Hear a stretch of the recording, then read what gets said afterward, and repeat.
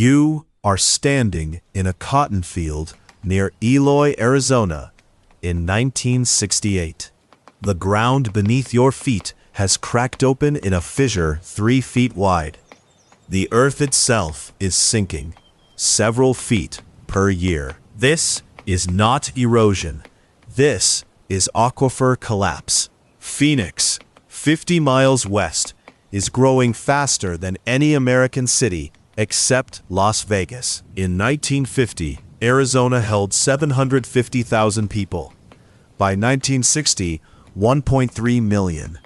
The desert does not give water freely. 8 inches of rain per year, if you are lucky. Farmers and developers had one option: drill deeper, pump harder, drain the aquifer. They pumped 2 million acre-feet more water out than nature could refill every single year. The aquifer is fossil water, accumulated over millions of years, not recharged on any human timescale. It is a savings account with no deposits, only withdrawals. Now I want you to sit with this moment. Arizona knew exactly what was happening. The math was undeniable, but stopping the pumps meant abandoning agriculture, halting the boom, letting Phoenix die before it truly lived.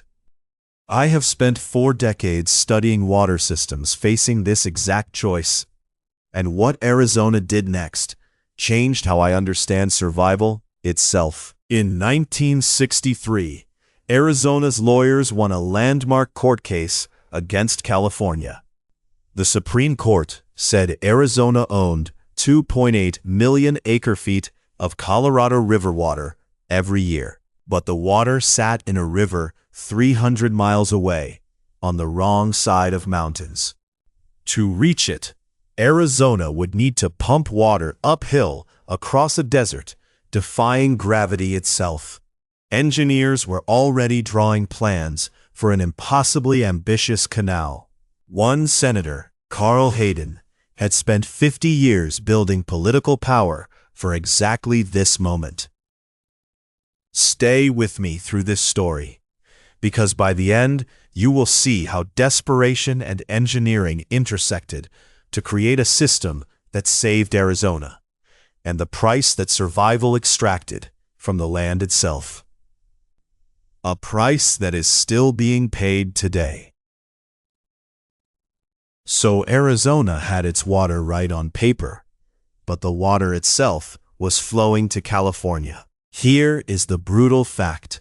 The Colorado River was already claimed, already allocated, already running dry. You cannot drink a Supreme Court victory. You need the actual water in your hand.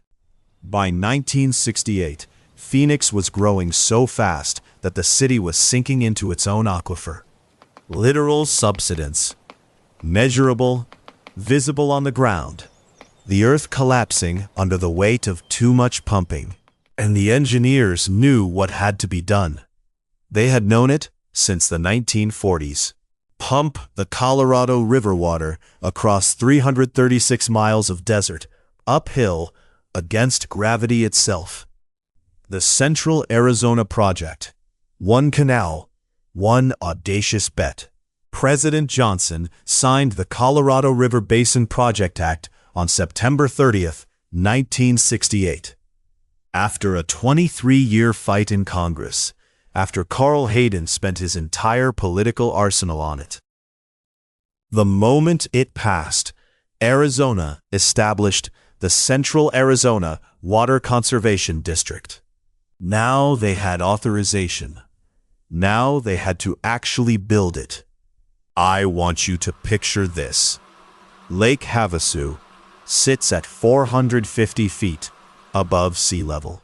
The canal has to climb to over 1,400 feet, more than 1,000 feet of pure elevation. Gravity pulls downward. The canal has to go up. That is the contradiction they had to solve. 14 pumping plants, massive ones, arrayed across the desert like a staircase for water.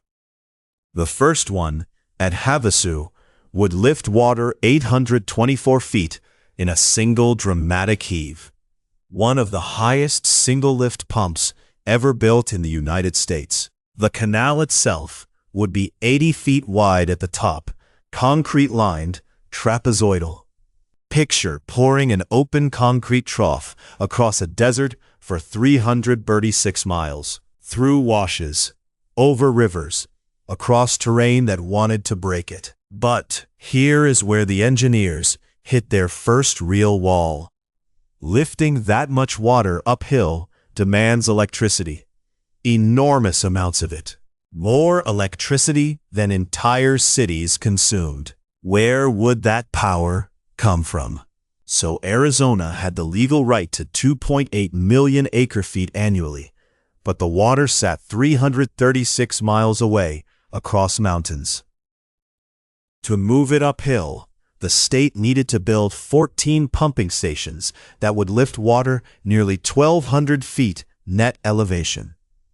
I need you to understand the scale of this. That is like running a fire engine pump continuously for decades. The Havasu pumping plant alone, sitting on Lake Havasu near the Colorado River intake, would need to generate 270,000 horsepower. That single plant would consume more electricity than many Arizona towns used in a year.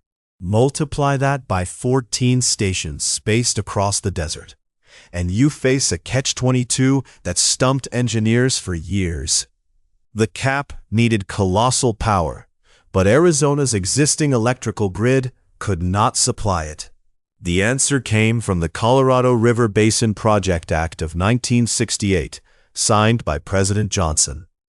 Congress authorized a coal-fired power plant specifically to feed the cap pumps, the Navajo Generating Station. This plant would be built near Page, Arizona, on Navajo Nation lands adjacent to Lake Powell. 3 massive units, each rated at 750 megawatts, enough to power a city of 500,000 people. The coal came from Black Mesa, mined by Peabody Coal under controversial leases on tribal lands. The Bureau of Reclamation secured a 24.3% stake in the plant's output, dedicated to CAP operations. Unit 1 came online in 1974, Unit 2 in 1975, Unit 3 in 1976, racing against the construction schedule. The transmission lines would carry that power south across high-voltage networks to each pumping station in sequence. Water would move against gravity because coal burned 200 miles away under a desert sky. From 1973 onward, construction crews advanced along the 336-mile route, boring through mountain rock, pouring concrete. The Haseyampa pumping plant pushed water northeast toward Phoenix. The Agua Fria plant fed the valley below. Massive siphons and tunnels carried water beneath washes and highways where terrain demanded it disappear. By 1985, water reached Phoenix for the first time, a civic triumph, a technological feat, water where none existed before. But the real cost of that water, the part nobody balanced in those early blueprints, was just beginning to show. When water reached Phoenix in 1985, the celebration was real. A 30-year nightmare had a solution. But I need to show you what nobody mentioned at the ribbon cutting. You are standing in Pinal County in 1988, watching a farmer's face. His CAP contract guarantees him Colorado River water for his cotton fields. The contract sits in his desk. The water does not arrive. Because Lake Mead is dropping faster than anyone predicted, and Arizona's junior status means agriculture eats the cuts first. He pumps groundwater instead, the very aquifer the CAP was built to save. This is the twist the engineers did not account for.